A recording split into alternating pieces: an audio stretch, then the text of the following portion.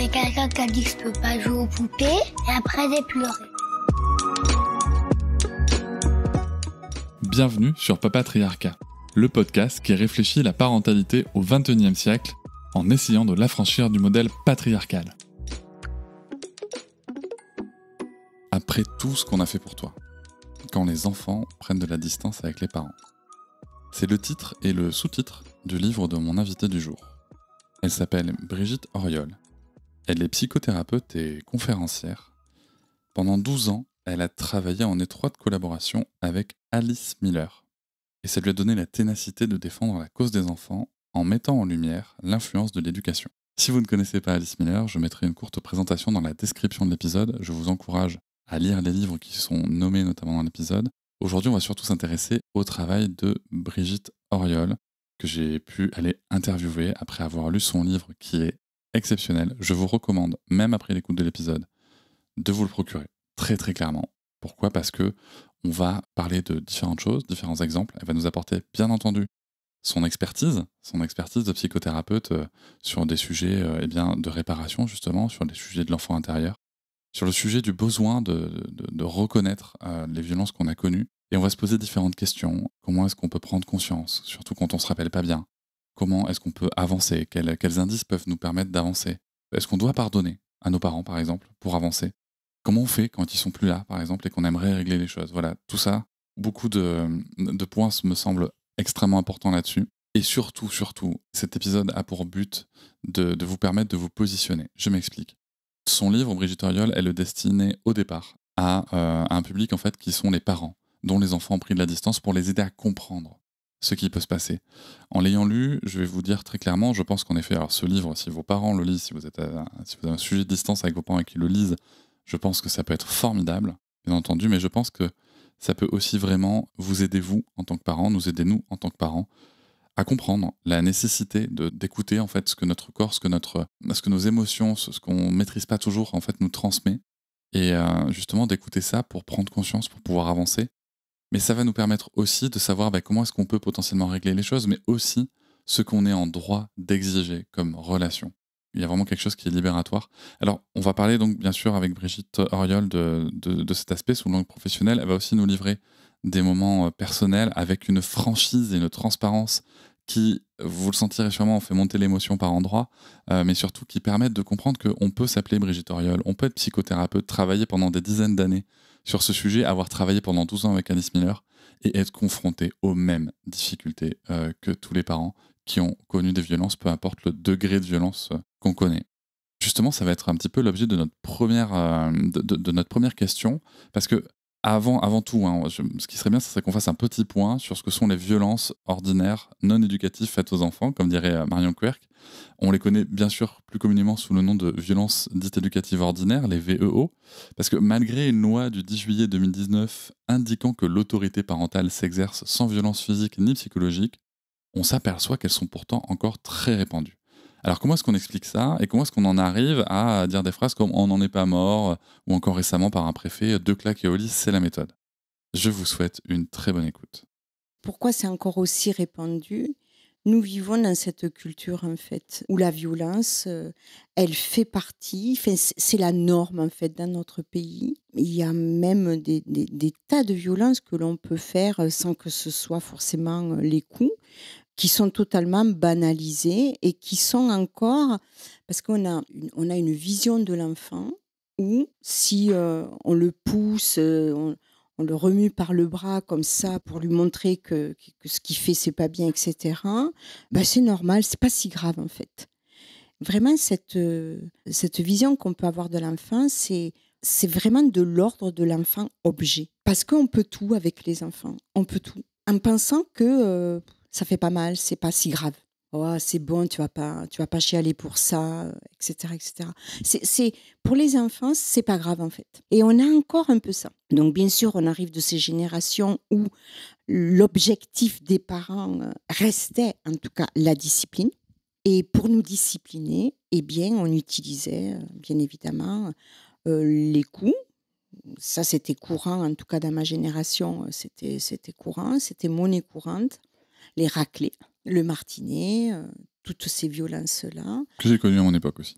que vous avez Du coup. connu aussi, voilà.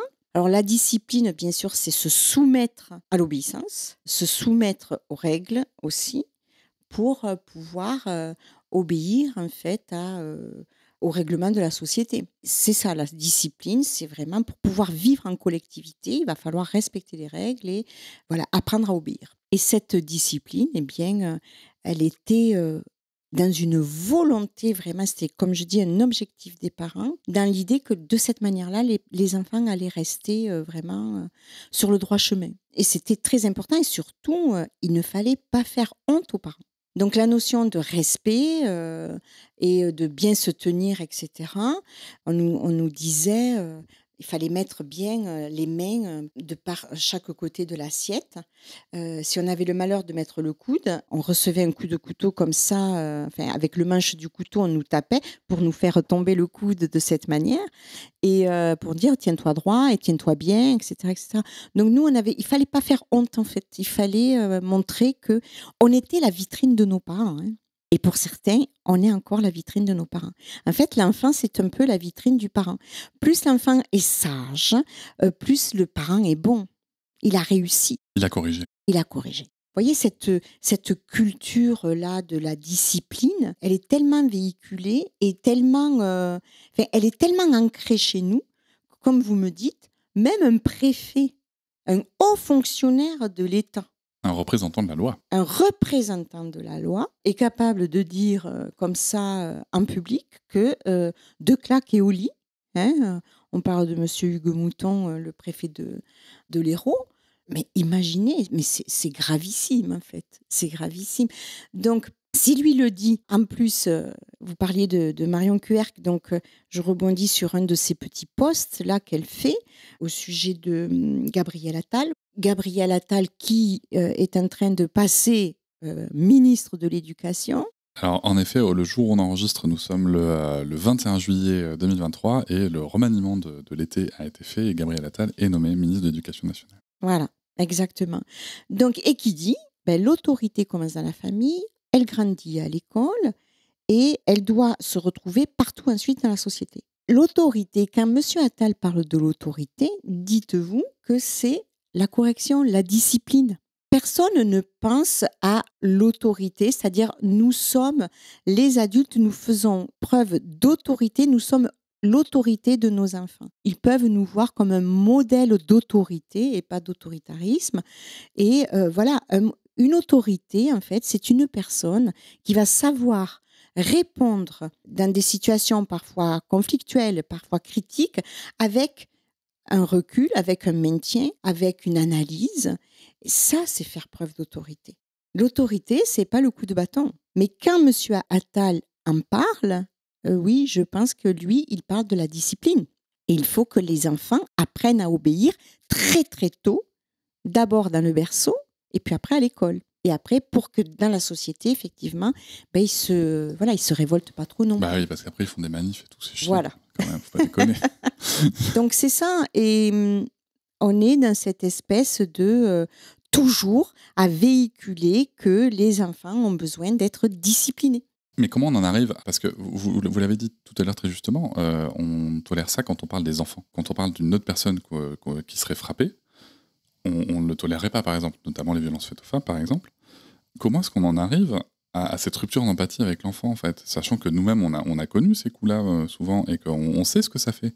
Comment est-ce qu'on en arrive à se dire que c'est pas grave, qu'on n'en est pas mort, à ne plus être empathique avec déjà l'enfant qu'on a été, quoi? Oui, c'est ça en fait, parce qu'on s'est habitué à la violence et pour pouvoir s'y habituer, on a dû en plus tenir la souffrance, la douleur de la violence qu'on recevait à distance. Pour ça, on est obligé de se couper de nous. Et on y arrive parfaitement, on y est parfaitement arrivé.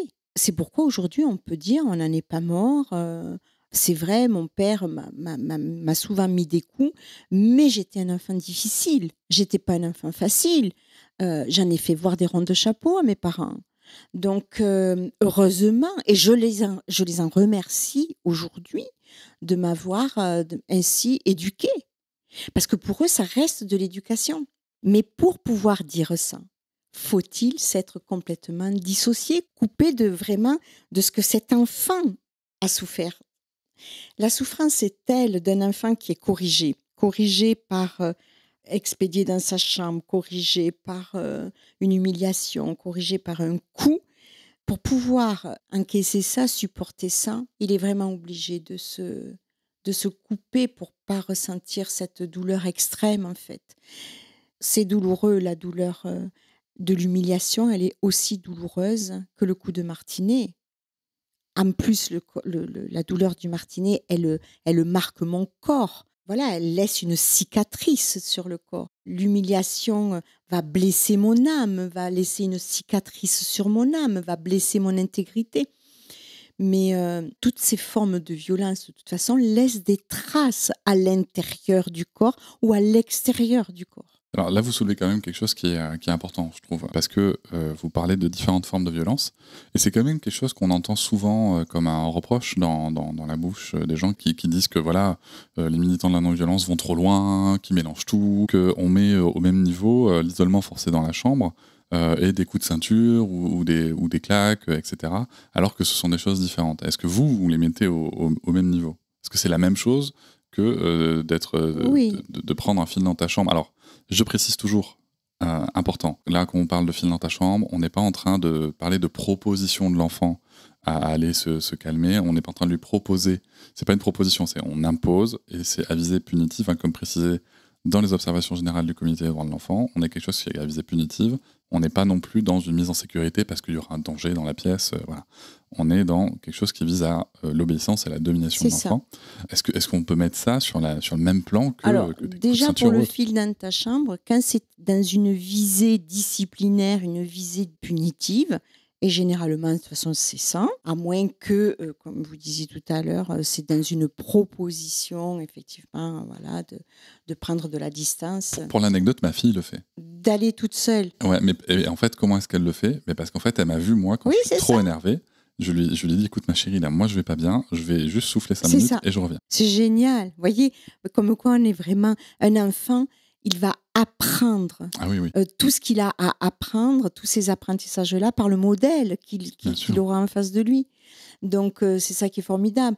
Mais quand c'est dans une visée de toute façon punitive, dites-vous que le parent, il est agacé. Il va pas parler de écoute, là, tu vas aller réfléchir dans ta chambre tout à fait calmement. Ça, ce n'est pas vrai, ça n'existe pas. Ça, c'est la première des choses. Alors après, est-ce que c'est au même niveau? Pour moi, la violence, elle commence à partir du moment où je vais faire peur à l'autre.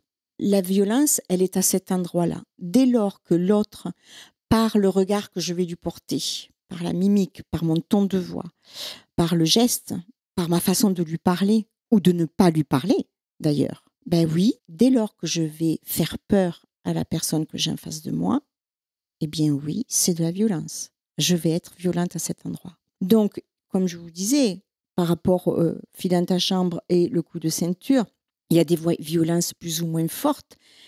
On n'est pas blessé au même endroit. C'est tout. C'est tout. On n'est juste pas blessé au même endroit. Il y a la même intensité quand même. Mais bien sûr, quelqu'un à qui je vais dire « Ah tiens, tu te resserres. Tu te resserres à table. Ah d'accord, ok. Et sinon, t'en es où avec la prise de poids? Vous voyez? C'est hyper violent. Oui, tout à fait. Mais c'est tellement anodin. En même temps.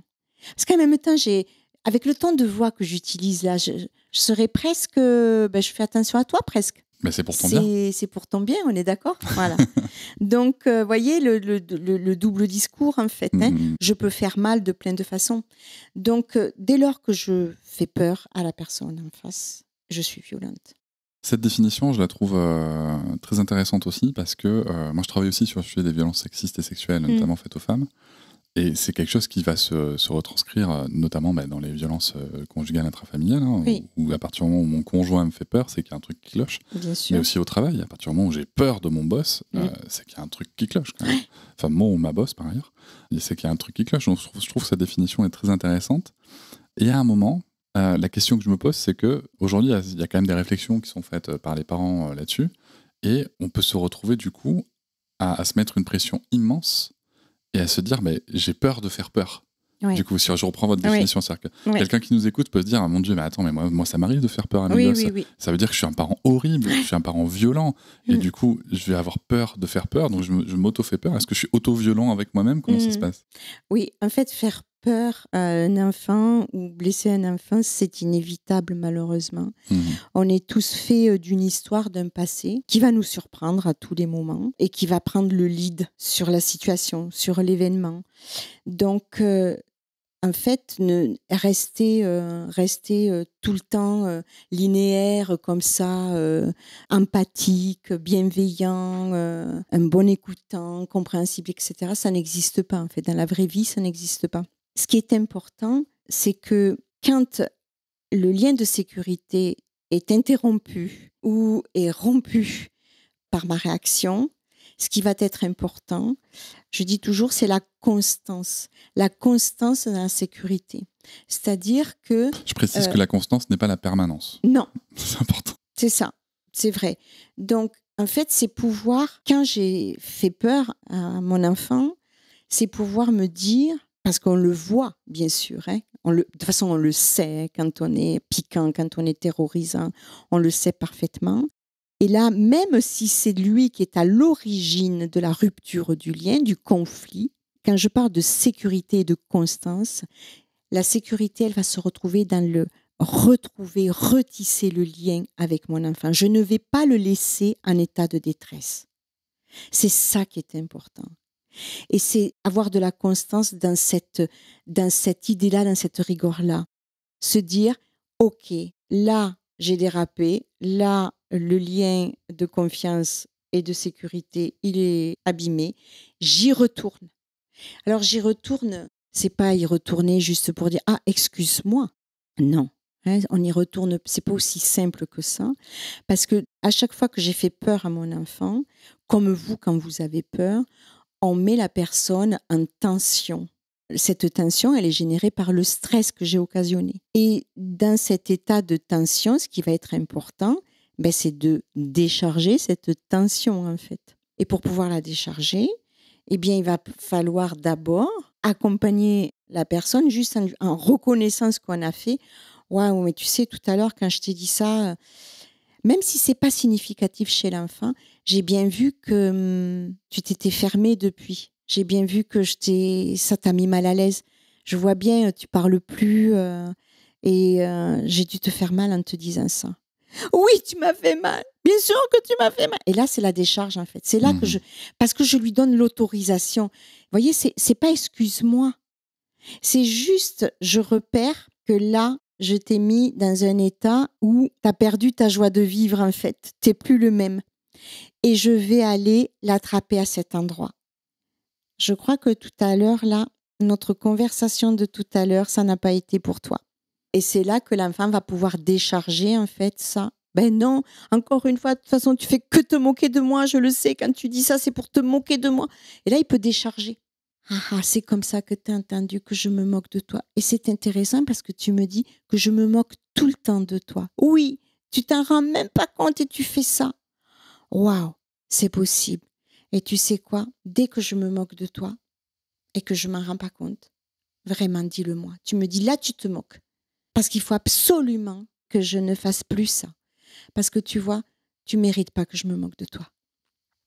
Voyez, donc c'est au-delà de je m'excuse, quoi. Il faut vraiment, on y va, on retisse du lien, on recrée le lien. Et on ne recrée pas le lien juste, ah, au fait, excuse-moi hein, pour tout à l'heure. Non. Dans un épisode bonus, j'ai parlé du fait de comment est-ce que je recrée le lien avec ma fille. Oui. Et ça, il y a beaucoup de gens qui sont étonnés parce que je m'excuse assez rarement. Parce qu'en fait, pour moi, dans la plupart des cas dans lesquels on a appris à utiliser les excuses, en fait, c'est juste qu'on a notre culpabilité de la situation, on vient l'emballer dans un joli petit paquet avec un joli petit nœud en mettant excuse-moi dessus, et on dit tiens, ça c'est ma culpabilité, maintenant tu te débrouilles avec. Oui, c'est ça. Moi je vais beaucoup mieux et toi tu te débrouilles. Alors que ce qu'on veut, et vous venez parfaitement de l'illustrer, ce qu'on veut tous et toutes, une fois qu'on a été blessé, c'est que la personne en face, alors on aimerait que ça se reproduise pas, mais au moins qu'on mette en place les choses pour que ça s'arrête. Parce que bien sûr, personne n'est parfait, que ça peut se reproduire, mais qu'il y ait une vraie évolution. Et les excuses, du coup, elles permettent de recommencer en s'excusant. Vous savez, comme on va au confessionnal. En fait. C'est juste faire le job. C'est ça. C'est faire le job. Mais ça suffit pas. Ça suffit pas. Et c'est hyper important de développer ce qui s'est passé, parce qu'en plus, ça nourrit le vocabulaire affectif. Mhm. Ça permet de, moi, en tant que la personne qui a fauté en face, là, moi aussi, d'apprendre à me connaître, à descendre à l'intérieur de moi pour voir ce que j'ai fait moi, apprendre aussi à l'autre à aller à la rencontre de lui-même, en fait. On va à la rencontre de soi, là, du vrai soi. Pour que tout ceci évolue, il y a des leviers sociaux et politiques qu'on pourra évoquer, mais pour que la société évolue, donc qu'on évolue collectivement. Mais en attendant que la société évolue, ce qui va nous intéresser aujourd'hui, c'est qu'est-ce qu'on peut faire pour évoluer nous-mêmes sur le sujet. Parce que, bon, ok, on va devoir prendre conscience, mais parfois, en fait, on ne se rappelle même pas de ce qui s'est passé dans l'enfance. Je trouve que c'est très courant, ça. Okay. Comment on peut faire, du coup ? Alors, pour prétendre pouvoir évoluer et faire différemment, je crois qu'on ne peut pas faire l'impasse, en fait, sur la rencontre avec nous-mêmes, avec l'histoire qu'on a vécue, avec ce qu'on a enduré, la façon dont on a souffert de ce qu'on a enduré. Pour pouvoir évoluer, il faut d'abord passer par soi. Pour se dire, moi, quand j'ai reçu des gifles ou des coups de martinet, ou quand j'étais mise de côté, quand je ne correspondais pas à ce que mes parents voulaient, ça m'a fait énormément souffrir. J'en ai souffert. Ça va être la première des choses. Passer d'abord par là, reconnaître que nous-mêmes, nous en avons souffert. Alors pour ceux qui se souviennent de rien, qui ne se souviennent pas de grand-chose, et ça, croyez-moi que c'est très courant, ben moi-même, de toute façon, j'ai très peu de souvenirs avant 7-8 ans. Vous voyez ? Donc on a très peu de souvenirs. Il y en a beaucoup qui ont très peu de souvenirs, et il y en a qui ont peu de souvenirs même bien après 8 ans. Comment faire ?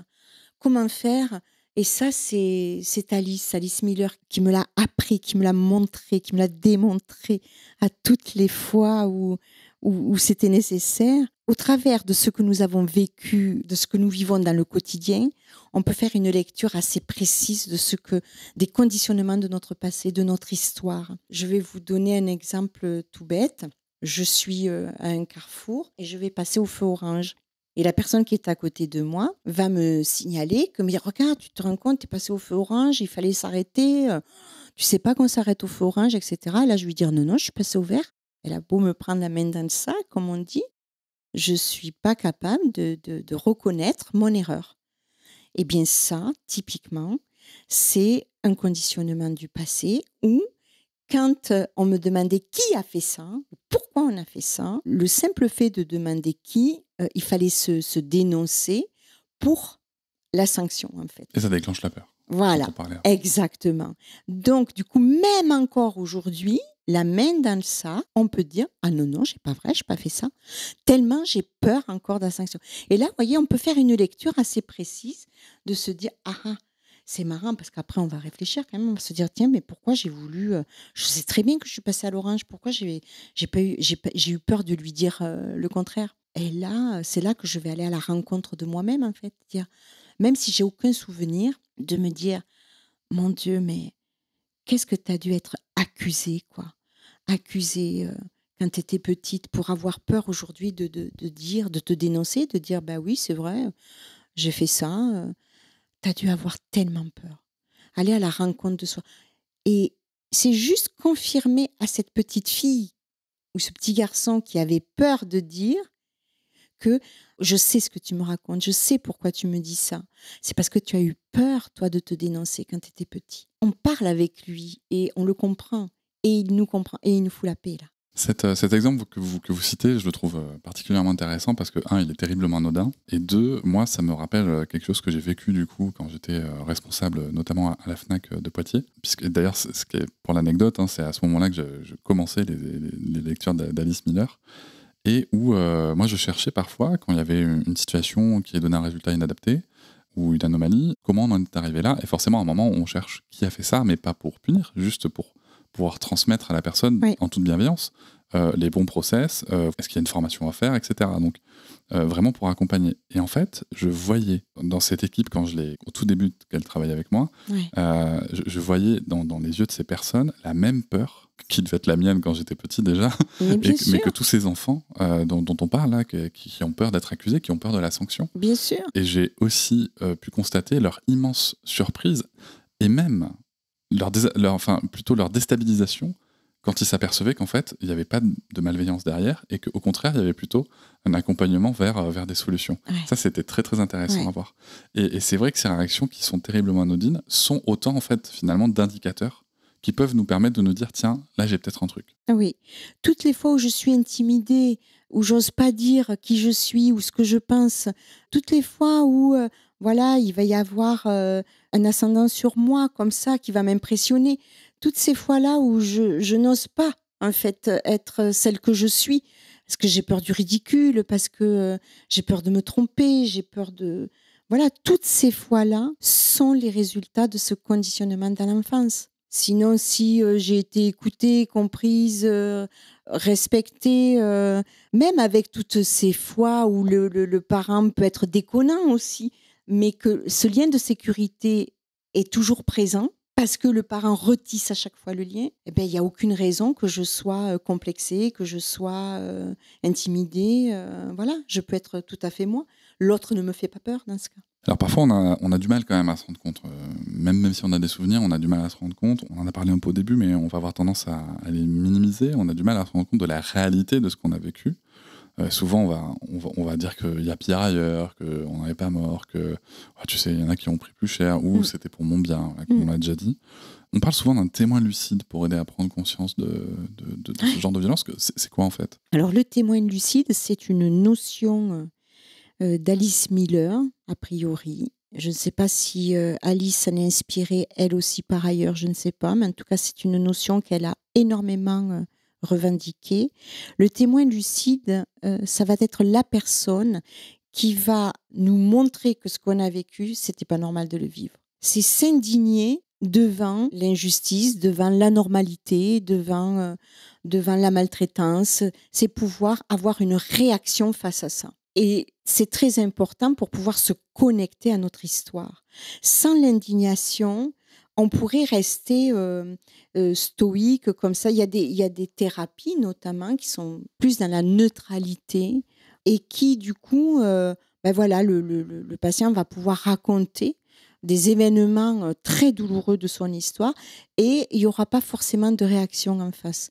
Le témoin lucide, lui, il va se poser, il va peut-être avoir même l'air complètement choqué pour dire « Mais attends, tu es en train de me dire que ta mère, elle pouvait t'attraper par les cheveux, te faire tomber par terre, te donner des coups de pied dans les côtes pour te faire dévaler les escaliers? Oui, mais c'est horrible ce que tu as vécu là. Mais c'est pas normal du tout de vivre ça. Oh, tu parles, je suis pas la seule. Mais non, peu importe si tu es la seule ou pas. Ce que tu as vécu là, ça fait mal partout, quoi. C'est le connecter, en fait, à cette réalité. C'est pouvoir permettre à l'autre de se connecter à ce qu'il a vécu. Parce qu'on est tellement coupé, on s'est tellement éloigné de ce qu'on avait vécu.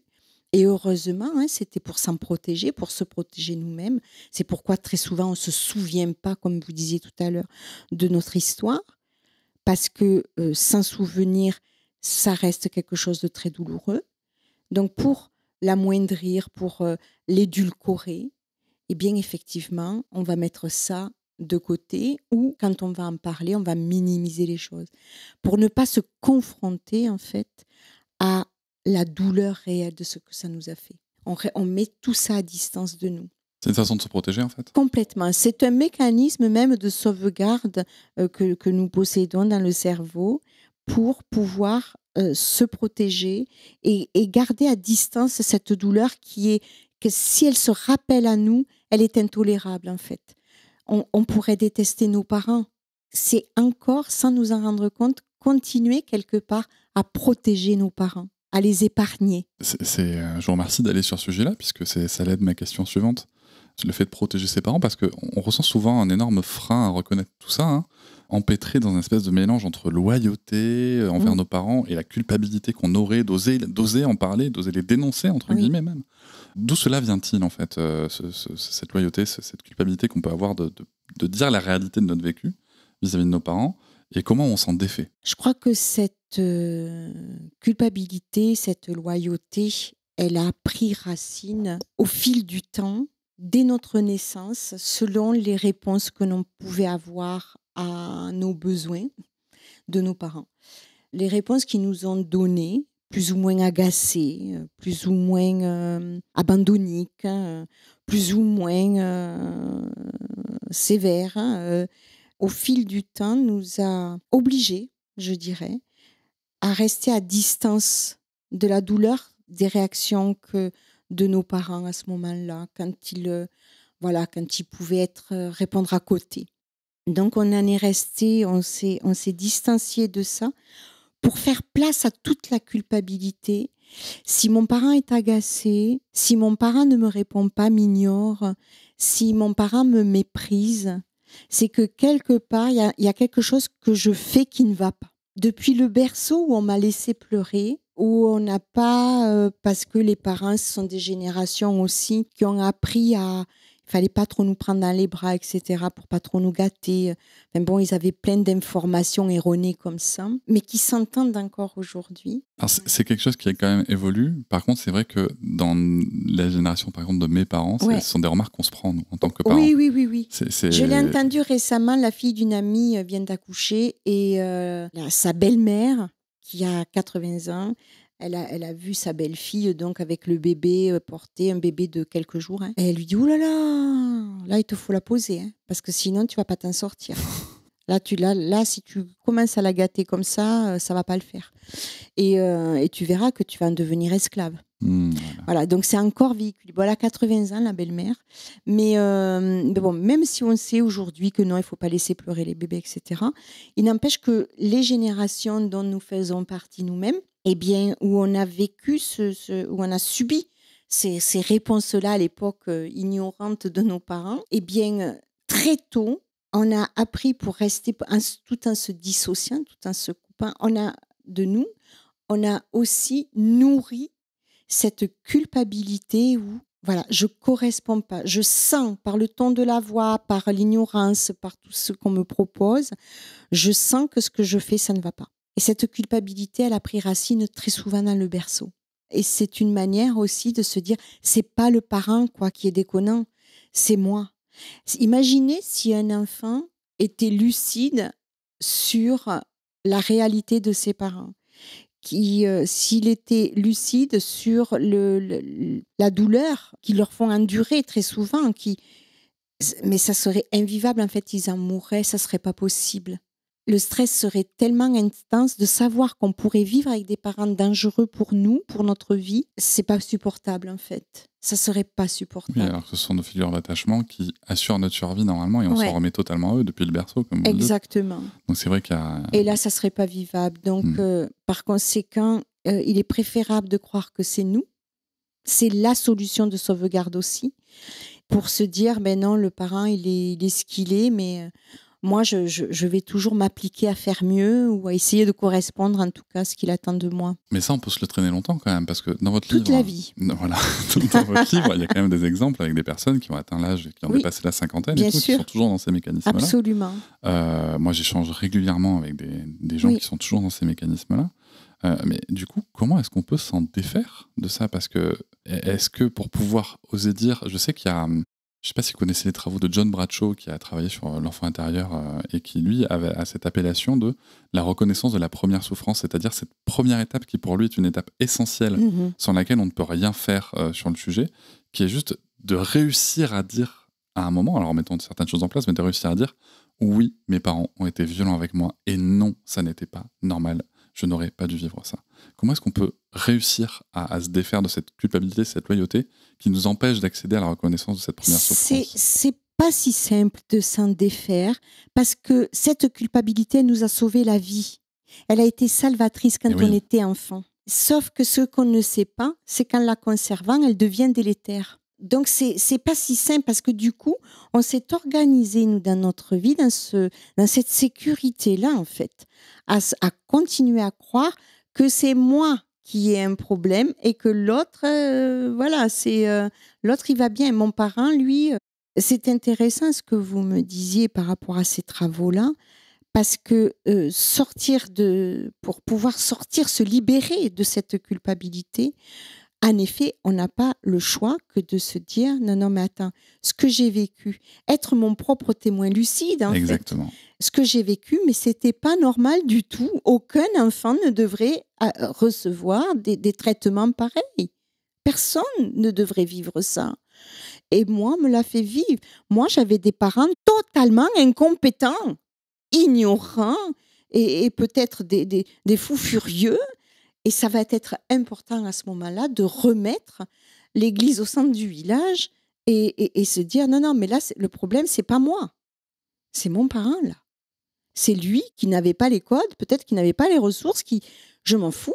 Mais ce que moi, je faisais, ce que moi j'étais un enfant en évolution, en développement, et c'est mon parent qui aurait dû m'accompagner là-dedans. Et ce qui est très intéressant dans tout ça, et comme vous venez de le souligner aussi, c'est que même si on arrive à dépasser la culpabilité, c'est-à-dire à dire ok, c'est pas de ma faute, derrière la loyauté qui arrive au triple galop pour dire oui, mais tu comprends, ton parent aussi, il a connu des violences, mais il a fait de son mieux. Ce qui est tout ceci est vrai, hein. Il n'y a pas de débat. Oui. Mais là aussi se met en place un mécanisme, moi, qui à la fois me fascine et à la fois me terrorise, pour les personnes à qui je peux en parler, c'est que du coup, on continue de dire à ce petit enfant qu'on a été, non, pour l'instant, ce que tu as vécu, on va pas s'occuper de le reconnaître, on va d'abord s'occuper de considérer ton parent, et on s'occupera de toi après. Alors que le but, en fait, de la démarche, c'est d'être capable d'écouter cet enfant qui a souffert, de le reconnaître, et de lui dire, non, t'aurais pas dû, oui, ok, ton parent, il a vécu des choses, mais dans tous les cas, ton vécu violent, il est là et il n'aurait pas dû t'arriver. Quand on est dans ce processus de libération, on ne peut pas être des deux côtés. Du côté de l'enfant qu'on a été et du côté du parent. Ce n'est pas vrai. Alice disait toujours, on ne peut pas avoir le cul entre deux chaises. Ou tu es du côté de l'enfant, ou tu vas comprendre le parent. Et ça, dans ce process de libération, c'est évident, si vous voulez, un parent qui nous malmène, forcément, il a lui aussi été malmené. Il n'y a pas besoin de... Voilà, c'est un parent qui nous a battus, qui nous a humiliés tout au long. C'est forcément un parent qui a souffert lui-même. Donc, par conséquent, ça, on le sait, ce qui est important dans cette libération, c'est de rester uniquement du côté de la souffrance, de ce qu'on a enduré nous, de la souffrance, de la douleur de l'enfant, uniquement, sans commencer à regarder, ah oui, mais les pauvres, eux aussi, ils ont souffert, ah oui, mais tu sais, c'était une époque, ils n'avaient pas les codes, et puis ils ont fait ce qu'ils pouvaient, etc. Non, quand on est dans ce processus de libération, rien ne justifie ce qui nous a été fait. Rien. Ni l'époque, ni ce qu'ils ont enduré, ni la société, rien. Et encore une fois, ça place l'enfant comme responsable de la qualité de la relation, ce qui n'est pas son rôle. Exactement, en plus. Aussi dur que ce soit à entendre, c'est le rôle du parent, de l'adulte. C'est ça. Ce qui ne veut pas dire qu'on doit être parfait, encore une fois. Je tiens à rassurer les gens qui nous écoutent, ça ne veut pas dire ça.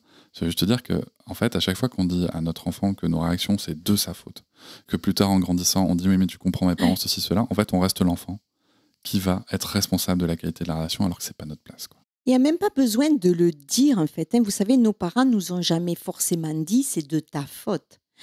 La faute, on la sent quand ils nous ont corrigés et qui nous laissent dans cet état de détresse. Par le fait que ce lien de sécurité et d'attachement n'a jamais été retissé une fois la correction, c'est comme ça qu'on comprend que c'est de notre faute. C'est comme ça que s'inscrit que tout ce qu'ils nous font, c'est de notre faute, sans même nous le dire. Brigitte, une fois qu'on s'est dit tout ça, une fois qu'on a parlé de ce qu'on a ressenti, du besoin de reconnaissance du vécu, une fois qu'on a parlé des excuses, etc., moi la question que je me demande, c'est, parce que c'est quelque chose qu'on entend souvent, notamment dans notre culture française, c'est le sujet du pardon. Est-ce qu'il est nécessaire de pardonner à nos parents pour avancer ? La notion du pardon n'intervient pas en fait dans la libération et dans la thérapie non plus. Pardonner n'a pas de sens dans cette quête de la réalité de notre histoire. Pardonner est encore une façon, en fait, de minimiser un peu les choses, de les banaliser, même si on se dit non, mais bon, les choses, elles ont été comme ça, mais bon, maintenant, ça y est, c'est réglé, c'est du passé. Non, en faisant ça, on tourne le dos à cet enfant qu'on a été à nouveau. Cet enfant que l'on a été et qui a été meurtri par des traitements plus ou moins corrosifs, acides, qu'on peut le dire comme on veut, eh bien lui ne peut pas comprendre par la suite que, ben voilà, ça a été fait, mais l'agresseur va te demander pardon et puis ça sera terminé. C'est pas possible. On s'en fiche de cette notion de pardon. Ce qui compte, c'est de regarder la réalité de notre histoire et ensuite de faire de cette histoire, de remettre les choses à leur place, de sortir de cette culpabilité.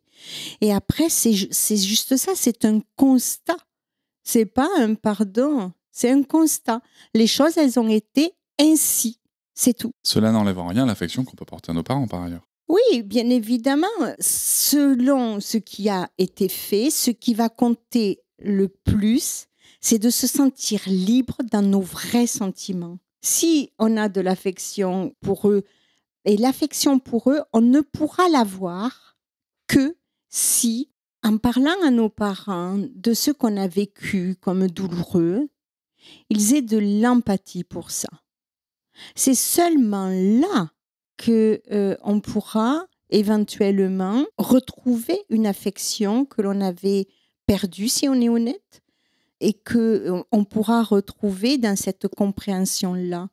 Mais sinon, conserver l'affection, il faut savoir de quoi est faite cette affection, si c'est par devoir, parce que c'est mes parents, je suis obligée de les affectionner, parce que j'ai peur je suis l'enfant, donc j'ai pas le droit de faire autrement, et parce que j'ai peur de faire vraiment un gros conflit dans la famille, etc. Il faut savoir de quoi est faite cette affection. Est-ce qu'elle est faite de réelle sincérité ou elle est faite de peur de si je garde pas le lien, qu'est-ce qui va m'arriver? C'est vraiment intéressant, ça me fait beaucoup penser au système de contrôle coercitif qui peuvent se mettre en place dans les relations violentes, hein, mine de rien, parce que c'est ça. C'est aussi ça, hein, finalement c'est un contrôle coercitif sur longue durée, quoi. Alors déjà qu'on vit dans un système coercitif, dans une culture coercitive, mais c'est vrai qu'on le retrouve à peu près partout, même là dans les relations aux parents, après tout ça. Et donc ce parent, une fois qu'on a fait ce début de chemin, on peut se retrouver avec des choses à lui dire. Est-ce que c'est nécessaire de parler à nos parents de ce qu'on a vécu, de comment est-ce qu'on le vit? Est-ce que c'est nécessaire de leur en parler pour avancer? C'est le mot nécessaire qui est un peu fort pour moi. Rien n'est nécessaire en fait. C'est pas nécessaire pour arriver à se libérer. Le simple fait déjà de voir ce qui s'est passé me permet de voir cette réalité et d'arrêter de les justifier, de les minimiser, etc. Déjà, ça c'est un grand pas.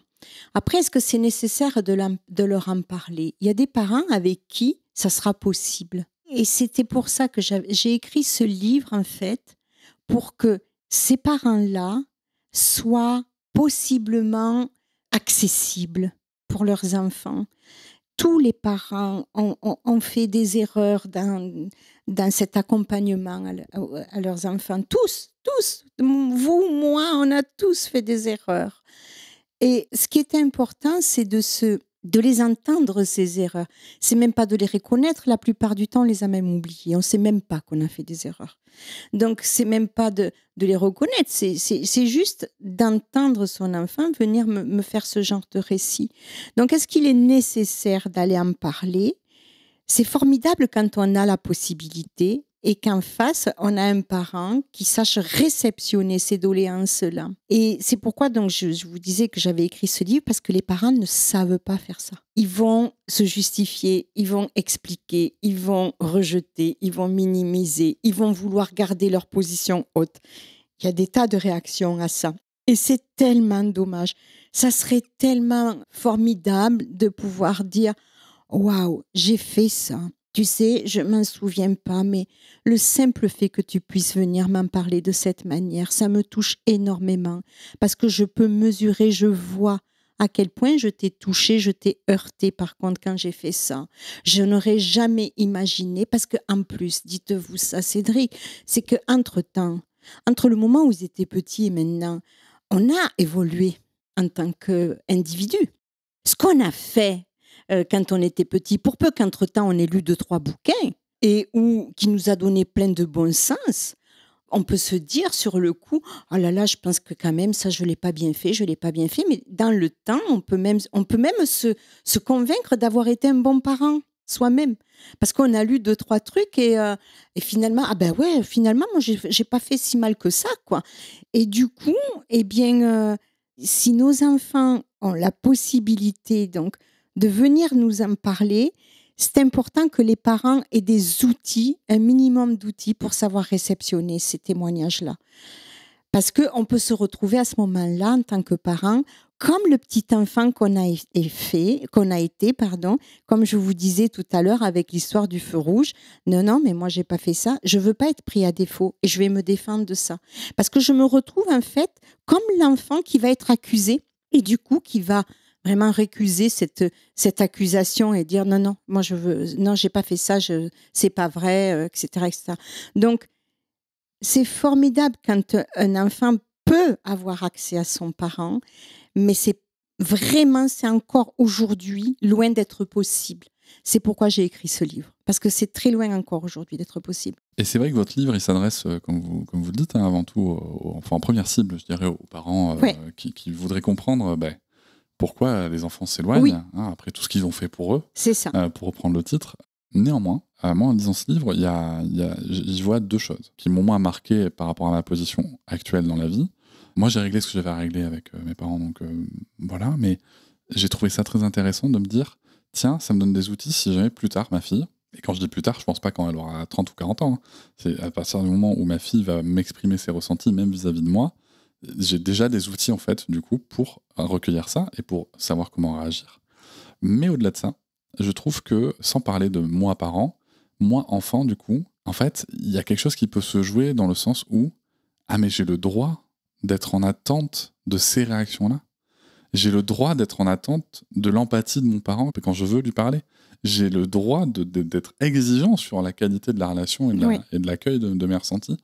Et ça, je pense que c'est une dimension qui fait que tous les parents, que ce soit des enfants âgés ou moins âgés, devraient lire ce livre parce qu'il va permettre de vraiment mettre en perspective peu importe notre position temporelle ou chronologique par rapport à notre parentalité, mais vraiment de mettre tout ça en perspective. Et du coup, je trouve que là-dessus, il est très précieux, notamment avec tous les témoignages qu'il y a, et qui sont d'ailleurs très variés, parce qu'on va avoir des situations dramatiques d'inceste, de violences extrêmement fortes physiques, mais aussi juste. Vous voyez, sans avoir été jamais frappé. Et même sans avoir été jamais frappé. C'est ça. C'est vraiment ce que j'ai dit juste. C'est ça. Donc, je trouve ça très, très... Enfin voilà, je voulais juste te dire que ce livre...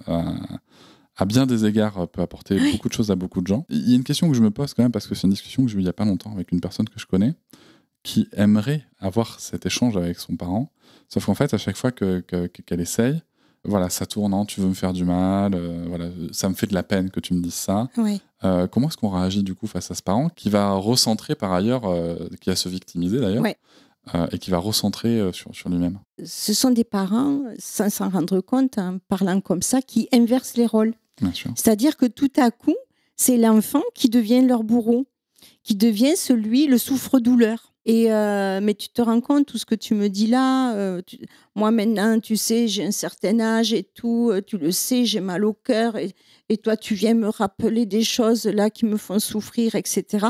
C'est très compliqué d'avoir un parent victime qui se nourrit en fait de cette posture-là, parce que on n'a pas d'accès. C'est l'arme fatale du parent, où pour ne pas entendre l'autre, il va se victimiser, il va se faire passer pour celui que l'on agresse, que l'on attaque, qui est trop fragile, etc., etc. Donc c'est très difficile de rentrer en contact avec une personne comme ça, parce que c'est son système de défense à elle. Pour interrompre la conversation, pour ne pas que cette conversation ait lieu, elle va se montrer dans cette fragilité-là. Et c'est une façon voilà, et je ne veux pas parler de tout ça, c'est de mettre tout ça à l'écart. C'est intéressant parce que tout à l'heure, on parlait de cette notion du pardon, parce que tout est plus ou moins imbriqué.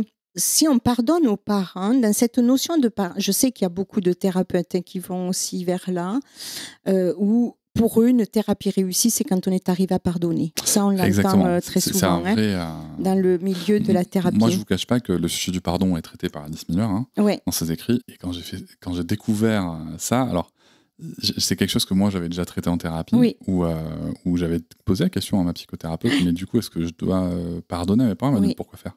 En fait, la première question qu'elle m'a posée, c'est pourquoi faire? Qu'est-ce que ça va vous apporter en fait? Est-ce que ça va changer quoi que ce soit? Et après, derrière, il y a les écrits d'Alice Miller là-dessus. Et c'est vrai que je me suis dit, mais c'est vrai, dis donc. C'est ça. Parce que vous comprenez, cet enfant que nous avons été et qui a été meurtri, blessé tout au long de sa vie, alors des blessures, bien évidemment, qui n'ont pas été traitées en retissant le lien de sécurité dont je parlais tout à l'heure. Tout à fait, oui. Donc des enfants qu'on a laissés en détresse. Croyez-moi que nous sommes nombreux. Donc par ce fait, on est des personnes, on est des blessures sur pattes qui se promènent, n'est-ce pas? Et du coup, ces blessures-là, elles vont parler tout au long de la vie. Jusqu'à la fin maintenant de notre vie, elles vont nous raconter ce qui nous est arrivé.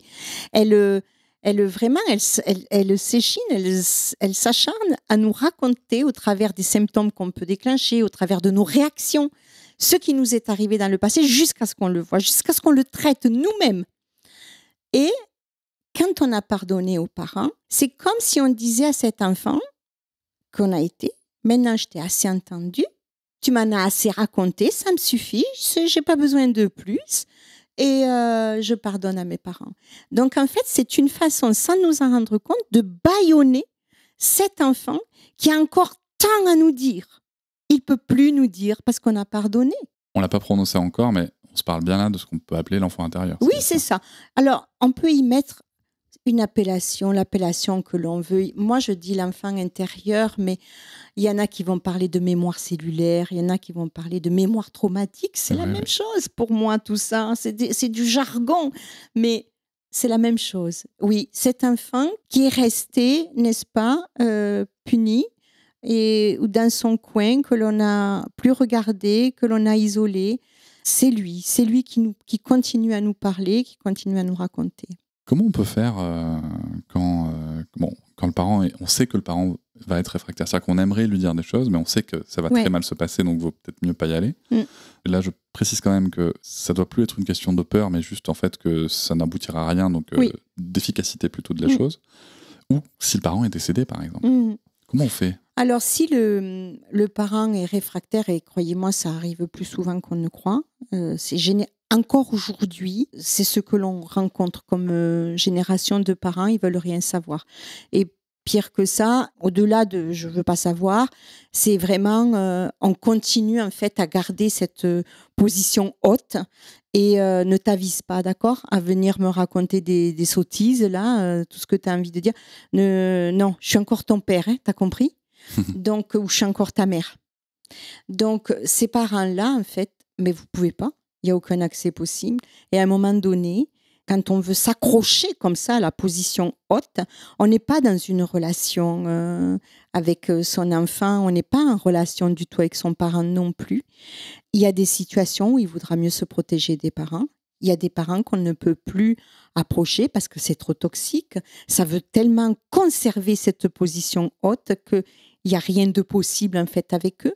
On ne peut pas exposer cet enfant que nous avons été, qui a été meurtri comme ça pendant des années, à celui qui a été mon bourreau. Si le bourreau ne veut même pas reconnaître qu'il a été bourreau et qu'il ne veut rien changer dans ce qu'il a, s'il n'a pas de considération, en tout cas pour ce qu'il nous a fait, non, mais il faut rester loin de ces parents-là. C'est là où intervient quelque chose qui est... Alors là, pareil, il y a du jargon. On va parler de reparentage, on va parler d'auto-attachement sécure.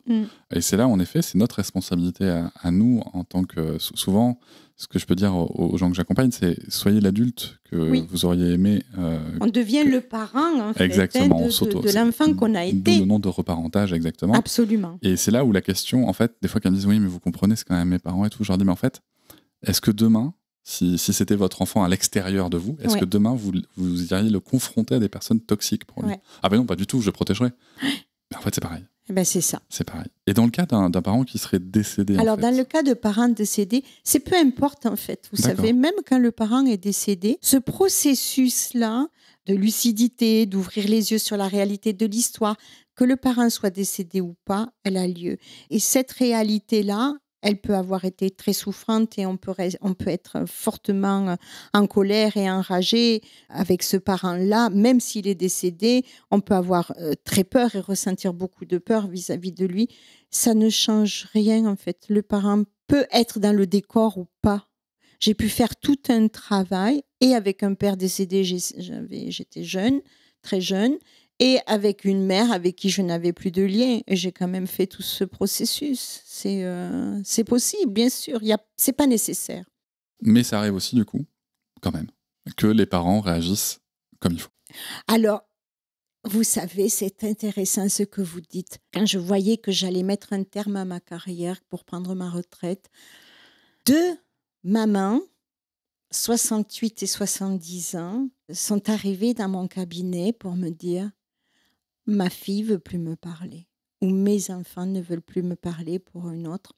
C'était la première fois en fin de carrière, il y a une année, que ça m'est arrivé. Je n'ai jamais, tout du long de ma carrière, rencontré des parents de grands enfants qui venaient me dire « Je suis en difficulté relationnelle avec mes enfants, ils ne veulent plus me parler, je ne comprends pas, qu'est-ce qui se passe ?» Seulement 2 fois, là, et j'étais tellement touchée par ces mamans qui comprenaient au fil des séances les raisons pour lesquelles ces enfants avaient pu prendre de la distance. Et après, elles ont lu mon livre et ça a été mais vraiment un grand bouleversement. Un grand bouleversement parce qu'elles ont pu se rendre compte, elles ne savaient pas qu'elles sont passées effectivement à côté. C'est normal, c'était des générations qui n'avaient aucune forme d'information comme on peut avoir aujourd'hui partout. Ces parents là de parfois 70, 75, 80 ans, ils n'avaient pas tout ça. Et ma foi, aujourd'hui, ils découvrent tout ça. Ils veulent se raccrocher à « mais non, tu sais, nous, on savait élever les enfants à l'époque. Aujourd'hui, regarde ce qui se passe, etc. » C'était mieux avant, oui. C'était mieux avant. Et puis, il y a des parents comme ça, ces mamans-là, qui ont osé ouvrir cette porte-là. C'est extraordinaire. Ces femmes-là, vraiment, j'ai un souvenir de ce travail-là avec elles deux. C'était vraiment très, très fort. La question que je me pose là pour finir sur cette partie-là, par rapport à ces mamans, c'est j'imagine que ça a dû faire beaucoup de bien à leurs enfants. Et la question que je me pose, c'est est-ce que ça les libère pas à elles aussi, quelque part, de faire ce travail-là? Ouais, à ces fameuses mamans-là, justement, mais complètement. Qui font ce travail pour leurs enfants. Mais évidemment, vous vous rendez compte, elles retrouvent l'empathie, elles comprennent le sens. C'est au-delà de le comprendre, elles le vivent. Et elles commencent à connaître ce que c'est. Mais vous savez, pour aider ces personnes-là, il a quand même fallu que je passe par leur enfance. Mais bien sûr. Il n'y a pas le choix. Mais oui. C'est quand tu comprends combien tu as souffert toi-même que tu peux avoir de l'empathie pour cet enfant. Et c'est seulement quand j'ai de l'empathie pour ce que j'ai enduré que je peux prétendre avoir de l'empathie ailleurs. Alors, on l'a déjà un peu évoqué, mais je voudrais juste le rappeler pour finir.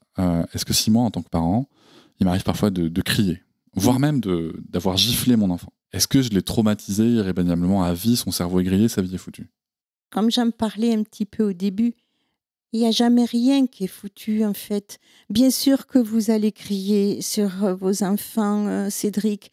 Bien sûr que les parents vont crier sur les enfants. Comme je disais, c'est inévitable. Ce qui est grave, c'est pas de crier sur un enfant, c'est pas ça le plus grave. Ce qui est le plus grave, c'est de le laisser dans cet état de détresse, de le laisser ensuite dans cet isolement qui va nourrir sa culpabilité d'être un mauvais enfant. C'est ça qui est grave. Gueuler, vous allez le faire plein de fois. Et Alice disait toujours, il faut s'interdire de frapper. Vous savez, je n'ai jamais tapé sur mes enfants, mais croyez-moi, j'ai voulu les taper tous les jours. J'ai tapé les murs plutôt. Ça a été un véritable combat pour arrêter ces pulsions de violence que je pouvais avoir à l'intérieur de moi. Ce qui est important, Alice me disait, ça tu te l'interdis Brigitte, c'est la chose, la limite. Il faut pas le faire. Et par conséquent, j'avais mis un code avec mes filles en place. Dès que je leur faisais peur, elles devaient faire stop où elle disait j'ai peur, où elle disait stop, elle me montrait. Elle me montrait que là, j'avais atteint leur limite et que elle sentait que je pouvais faire ça. Et ça m'est passé assez rapidement, je dirais, assez rapidement parce que ma fille avait 4 ans, mais je les ai terrorisés par mes cris. Mais ça se répare. Oui, surtout quand j'ai appris que très tôt, qu'il ne fallait pas laisser un enfant dans cet état de peur. Et c'est ça qui est important. Crier, vous le ferez. Mais surtout, la constance et la sécurité. Toujours. Et la sécurité, c'est quand je vais retisser du lien, que je ne laisse pas cet enfant dans cet état-là. Et je rappelle, encore une fois, que la constance ne veut pas dire la permanence. C'est important. Oui. Justement, qu'est-ce que vous aimeriez dire aux parents qui nous écoutent pour les aider à briser ce cercle sans s'auto-flageller ? Nous sommes tous faits donc d'une histoire qui nous amène à avoir des réactions très virulentes, à avoir des réactions pulsionnelles, que ça, c'est inévitable, malheureusement. C'est ce passé-là qui ressort, cette empreinte. Et en même temps, on se purge de ce passé-là. Alors, se purger sur le dos des enfants, bien évidemment, c'est pas l'idéal. Mais ce que je pourrais leur dire, c'est surtout, n'oubliez jamais qu'un enfant qu'on a terrorisé, à qui on a fait peur, le sortir de là. Et oui, vous allez le faire plusieurs fois. Soyez indulgent avec vous-même. J'ai envie de dire ça. Parce que, voilà, on est marqué, on est tatoué par ça. Commencez à avoir de l'empathie aussi pour cet enfant que vous avez été. Soyez indulgent. Et à chaque fois que vous craquez comme ça, allez voir cette petite fille, ce petit garçon pour lui dire « Mon Dieu, mais qu'est-ce qu'on a dû te tanner, t'embêter, te faire souffrir pour aujourd'hui lever la main sur tes enfants. Tu as dû souffrir, tu sais, Brigitte, tu as dû souffrir, Cédric, pour que tu arrives à faire ça. » Ayez de l'empathie pour cet enfant. Cet enfant à l'intérieur de soi. Oui, exactement. Justement, pour finir, qu'est-ce que vous aimeriez dire à tous les enfants intérieurs qui nous écoutent ? J'aurais envie de faire comme un genre de promesse. Tu sais, aujourd'hui, je sais qu'au travers de tes réactions parfois violentes comme ça, tu parles, tu racontes ta vie, tu racontes ton passé. Aujourd'hui, je te promets que je vais t'écouter à chaque fois que tu vas avoir des réactions vives. Je promets de plus t'abandonner, de t'entendre, de prendre au sérieux ce que tu es en train de me dire, parce que tu t'échines tellement à me le dire. Merci beaucoup, Brigitte Auriol, Cédric. pour cet échange. J'invite tout le monde à retrouver votre livre après tout ce qu'on a fait pour toi. Et bien évidemment, je vous rappelle que vous pouvez réagir sur SpeakPipe, qui va vous permettre d'interagir, de donner votre avis, si vous êtes d'accord, pas d'accord. Si vous voulez témoigner, si vous voulez dire ce que vous avez fait cet épisode, vous pouvez le faire. Ça sera un témoignage en audio et dans lequel je pourrai répondre directement dans le podcast. Merci beaucoup, Brigitte. Merci.